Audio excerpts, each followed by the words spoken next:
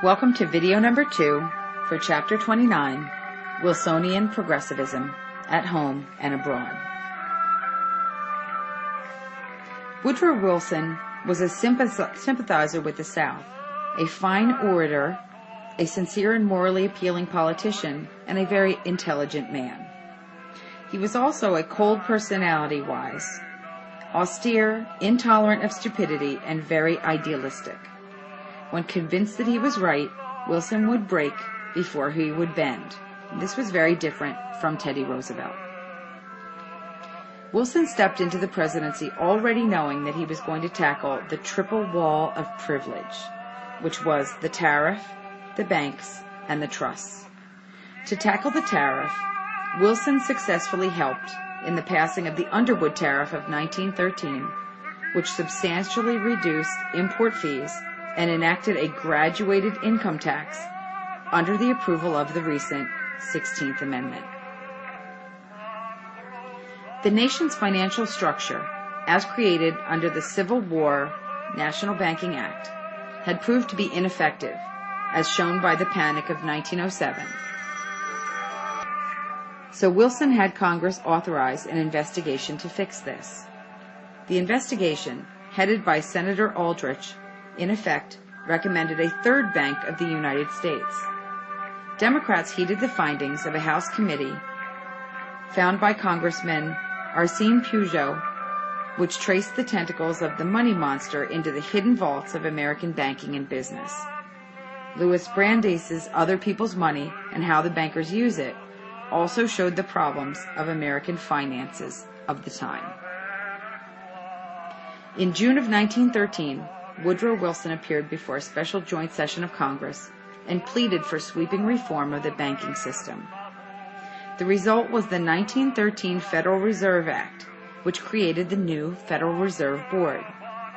The Federal Reserve Board oversaw a nationwide system of 12 regional reserve districts, each with its own central bank, and had the power to issue paper money, which was called Federal Reserve Notes. In 1914, Congress passed the Federal Trade Commission Act. This act empowered a president-appointed position to investigate the activities of trusts and to stop unfair trade practices such as unlawful competition, false advertising, mislabeling, adulteration, and bribery.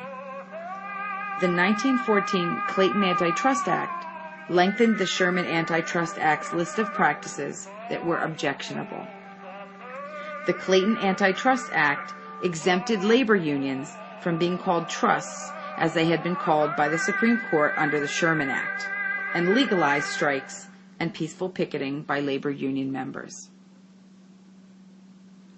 After tackling the triple wall of privilege and leading progressive victory after victory, Wilson proceeded with further reforms, such as the Federal Farm Loan Act of 1916. This made credit available to farmers at low rates of interest. The Warehouse Act of 1916 was also passed, which permitted loans on the security of staple crops. Both were populist ideas.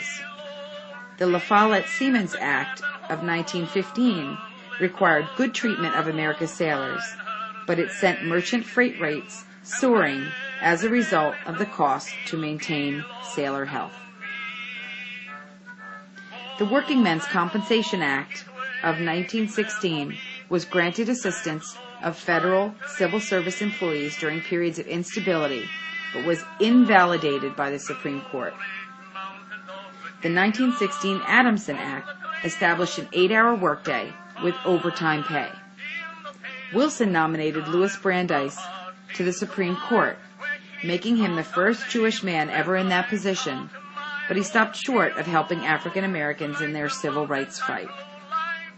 He appeased the businesses by appointing a few conservatives to the Federal Reserve Board and the Federal Trade Commission, but he used most of his energies for progressive support, which we'll look into more in our classroom lessons.